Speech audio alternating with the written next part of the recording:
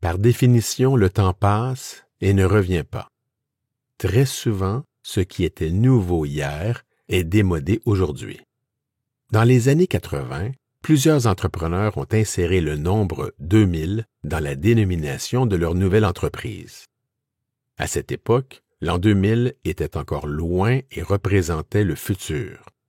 Construction 2000, Sport 2000. Mais dès que le pas du nouveau millénaire fut franchi, cela porta un dur coup à l'ancienne saveur à la mode. En d'autres mots, l'inclusion d'un élément temporel dans le nom de votre entreprise crée un effet temporaire, lequel se dégrade progressivement. En 1980, le nom Création 2000 pouvait paraître avant-gardiste. En 2020, ce nom paraît dépassé. Mais toute bonne règle souffre quelques exceptions. Exception numéro 1. Année de fondation. Dans de rares cas, il peut être judicieux d'inclure l'année de fondation dans le nom de votre entreprise. Par exemple, vous désirez acquérir les éléments d'actifs d'une société en faillite, comprenant notamment tous les droits dans le nom de l'entreprise, la marque et le nom de domaine. Pour procéder à cette acquisition, vous désirez créer une nouvelle société.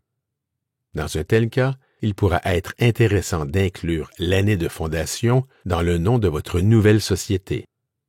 Cela permettra aux tiers de distinguer clairement les deux sociétés tout en leur faisant comprendre que les activités de la nouvelle société sont en lien avec celles de l'entreprise qui l'a précédée.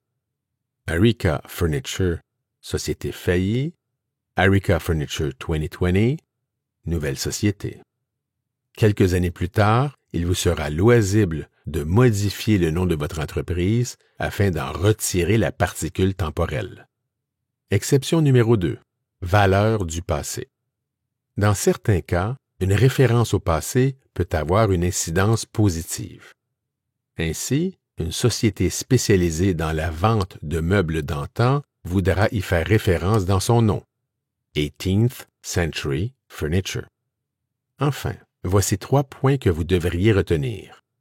Point 1. Il n'est généralement pas recommandé d'inclure un élément temporel dans le nom de votre entreprise. Point 2. Si vous insistez pour inclure un élément temporel dans votre nom d'entreprise, choisissez un mot sans référence à un moment précis dans le temps. Century, Eternity, Future, Next, Tomorrow. Point 3. Seulement 3 sociétés figurant dans le répertoire Fortune 500 possèdent une référence temporelle dans leur nom. CenturyLink, Next Era Energy et 21st Century Fox.